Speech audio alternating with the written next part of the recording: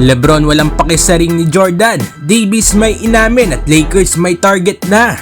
So parang nga sunang balita mga idol patungkol sa Los Angeles Lakers.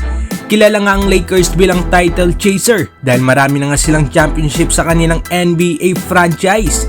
Kaya kada taon nga mga idol ay marami ang narurumors nga na magagaling na players na gusto nga raw kuhanin ng Lakers.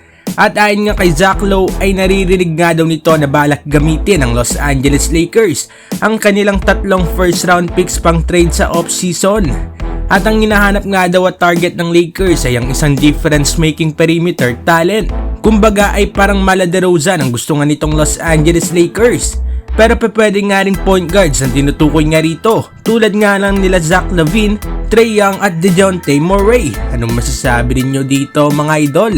Sino nga kaya ang makukuha ng Lakers ngayong off-season? At para naman sa sunod na balita ay patungkol kay Anthony Davis. Meron ngang sinabi itong si AD mga idol sa kanyang All-Star interview ngayong araw patungkol nga sa pagpunta niya noon sa Lakers. Aniya ay sa first year nga daw nito ni AD sa Lakers ay kinuha nga daw ni LeBron James ang lahat nga ng pressure mula sa kanya. At last 2 years nga daw mga idol ay nagkaroon nga sila ng pag-uusap nga nito ni LeBron James. Sinabi nga raw niya kay LeBron noong puro injuries nga ang natatamo niya na frustrated na nga raw ito. At ang sinabi nga daw sa kanya ni LeBron ay okay lang at bumawi na nga lang daw ito kapag healthy na ito at bumalik nga daw ng mas malakas. So dito nga mga idol may kita natin ang pagiging good leader nito nga ni LeBron James kahit pa nga kaibigan niya itong si AD. Anong masasabi ninyo dito mga idol? At para naman sa uling balita ay patungkol kay LeBron James. Alam naman natin na madalas na sa usaping GOAT itong si LeBron James kasama sina Michael Jordan at Kobe Bryant. At ang madalas nga sa pinagtatalunan sa usaping yan ay ang numbers of championship.